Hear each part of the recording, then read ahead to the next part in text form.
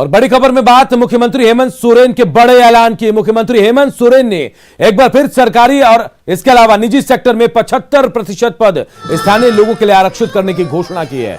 दुमका में जेएमएम के 42वें स्थापना दिवस समारोह को संबोधित करते हुए मुख्यमंत्री ने कहा कि जल्दी से लेकर सरकार कानून बनाएगी। उन्होंने कहा कि 2021 नियुक्ति का वर्ष होगा और जल्द ही राज्य में नौकरियों की भरमार होगी। स्थापना दिवस समारोह में शिबू सोरेन समेत पार्टी के कई नेता मौजूद हैं।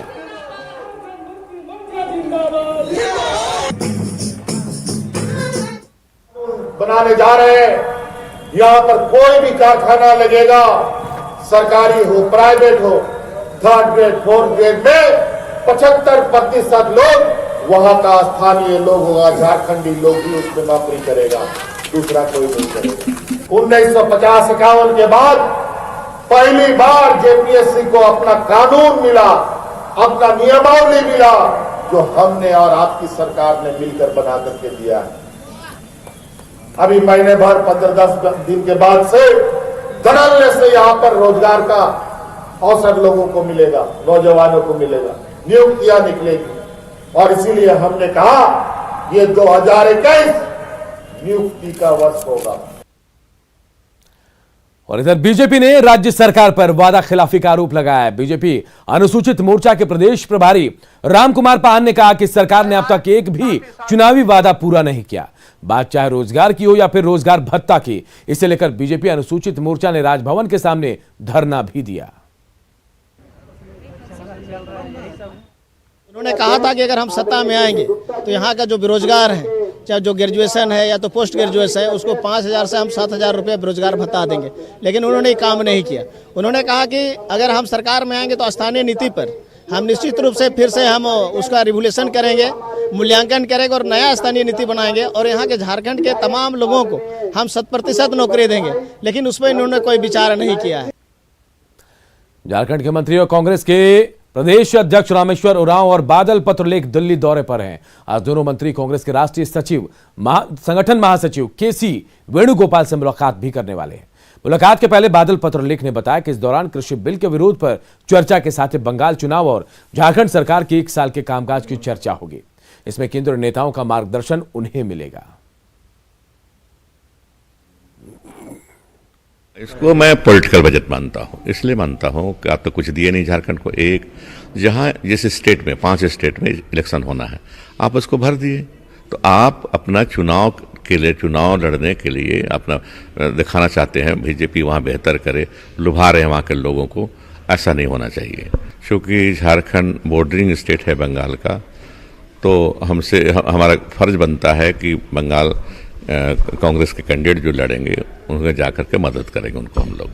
तो इसी पर सच चर्चा हो, बाकी और कुछ चर्चा होगा तो मैं नहीं जानता, लेकिन हमको लगता है कि बंगाल इलेक्शन से रिलेटेड कुछ होगा बात।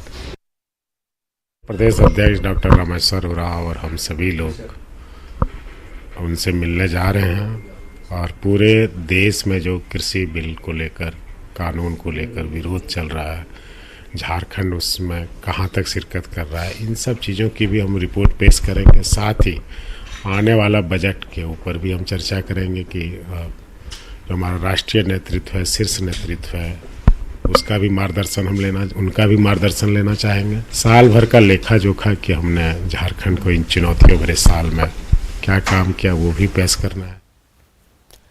और जमशेदपुर से एक बड़ी और अहम खबर है, जहां पिकनिक मनाने गई युवती से गैंगरेप की वारदात को अंजाम दिया गया। पीड़ित युवती ने 22 युवकों पर गैंगरेप का आरोप लगाया है। मामले की शिकायत मिलने के बाद पुलिस ने 17 आरोपी युवकों को हिरासत में ले लिया है।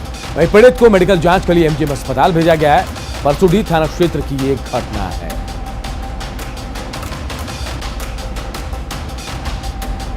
तो जमशेदपुर से बड़ी खबर, जहां एक युवती ने गैंगरेप का आरोप लगाया और 22 युवकों पर यह आरोप लगाया है। बताया जा रहा था कि युवती पिकनिक मनाने गई थी और इस दौरान 22 युवकों के ऊपर उसने गैंगरेप का आरोप लगाया। हालांकि शिकायत मिलने के बाद 17 आरोपी युवकों को पुलिस ने हिरासत में ले लिया है। इधर जो पीड़ित है उसे मेडिकल जांच के लिए एमजीएम अस्पताल भेजा गया है। परसुडी थाना क्षेत्र की ये घटना है।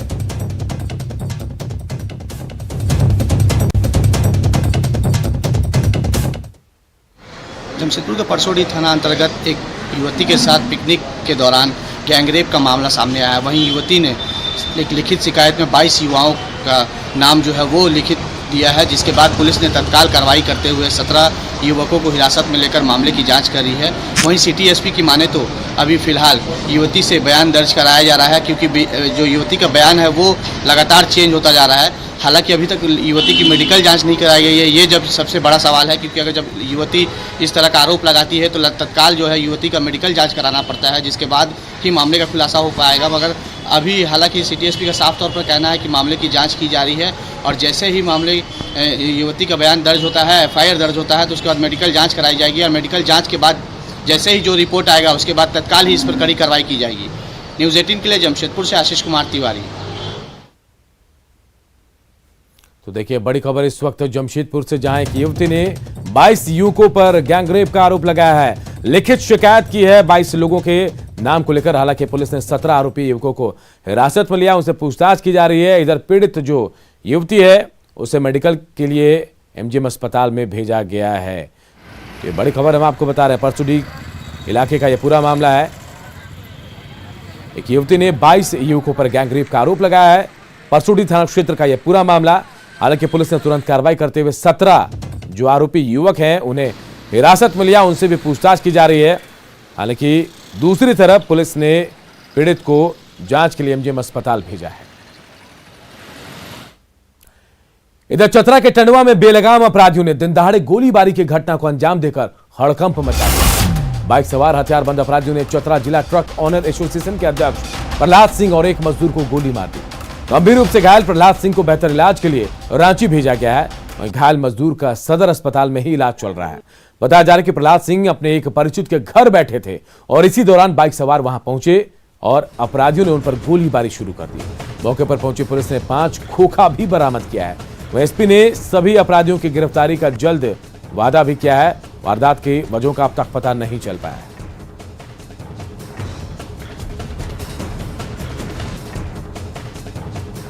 आगे बैठे थे उधर कुर्सी पर, अब हम लोग अंदर थे बस।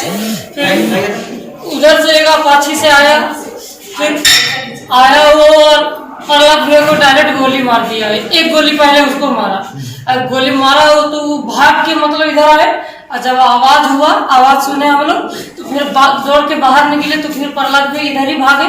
बस वैसे इसी का तरफ भाग गया था। हम ही को गोली फिर लग गया और ये हो गया।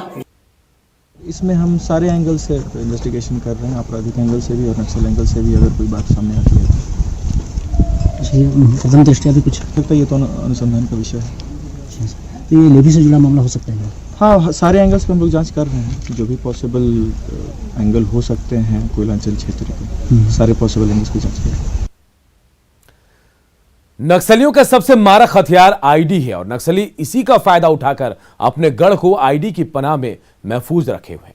वहीं पुलिस भी इसे देखते हुए आईडी से निपटने के लिए लगातार अपनी रणनीतियों को और धार दे रही है। छत्तीसगढ़ का रहने वाला विश्वनाथ लैंडमाइंस बनाने में माहिर है। उसने बूढ़ा पहाड़ के चारों तरफ एक ऐसा सुरक्षा घेरा बना दिया जिसे भेद पाना पुलिस के लिए बेहद मुश्किल है, लेकिन पुलिस लगातार इस पर काम कर रही है। देखिए, जहाँ भी नक्सली है, जहाँ भी माओवादी है, वहाँ पर पुलिस को आईडी का थ्रेट है। तो एक तरह से आप माओवादियों का क्षेत्र अगर हम लोग दुमका को पूरा का पूरा छोड़ दें, जहाँ पर नक्सली करीब करीब खत्म हो गए, अदरवाइज आईडी का थ्रेट है जहाँ जहाँ भी नक्सलियों का मूवमेंट है। गढ़वा के धुरकी प्रखंड स्थित खाला गांव में कोरबा समुदाय के 50 लोगों ने हिंदू धर्म छोड़कर ईसाई धर्म अपना लिया। न्यूज़ 18 पर खबर प्रमुखता से दिखाए जाने पर एसडीओ ने मामले की जांच का धुरकी वीडियो का आदेश दिया। इसके बाद खाला गांव पहुंचे वीडियो ने मामले की जांच की और धर्म परिवर्तन को सही पाया। उन्होंने ईसाई धर्म अपनाने वाले लोगों पर कोरबा समुदाय के दूसरे सदस्यों को मानसिक रूप से प्रताड़ित कर ईसाई बनने के लिए प्रेरित किए जाने की बात बताई और साथ ही पूरे मामले की रिपोर्ट वरीय अधिकारियों को सौंपने की बात भी कही है। लोगों से पता चला, जो बयान दर्ज भी किए हैं, हम रिकॉर्ड भी किए हैं, इसमें इन लोगों का कहना है कि इन्होंने स्वेच्छा से धर्म परिवर्तन किया है और धुरकी प्रखंड में कोई पास्टर हैं जो ये करवाए हैं। इसके अलावा इनका कुछ लोगों का कहना है, इस टोले में जब हम आए हैं तब ये सूचना प्राप्त हो रही है कि कुछ लोग ज़बरदस्ती भी कराने का प्रयास किए हैं कि आप मेरे धर्म में आ जाओ। प्रलोभन या ज़बरदस्ती की बात तो नहीं पता चली है, लेकिन कि इनका मानसिक इस तरह से किया गया कि आप मेरे धर्म परिवर्तन के लिए की तरफ आ जाए। और चलिए अब आपको बताते हैं कि आखिर ये पूरा मामला क्या था। गढ़वा में धुरकी प्रखंड के खाला गांव के 50 लोगों ने गरीबी से तंग आकर लालच में धर्मांतरण कर लिया। अब ये 50 लोग अपने ही समुदाय के दूसरे लोगों को ईसाई धर्म अपनाने के लिए प्रेरित कर रहे हैं। परेशान कोरबा समुदाय के मुख्य सदस्यों ने ईसाई धर्म अपनाए लोगों के साथ बैठक की और उन्हें फिर से हिंदू धर्म अपनाने को कहा, लेकिन ईसाई धर्म अपना चुके लोगों ने इनकार कर दिया। कोरबा समुदाय के लोगों ने धर्मांतरण करने वाले लोगों के साथ रिश्ता नाता खत्म कर दिया और जुर्माने के साथ शारीरिक दंड का फरमान भी सुनाया था।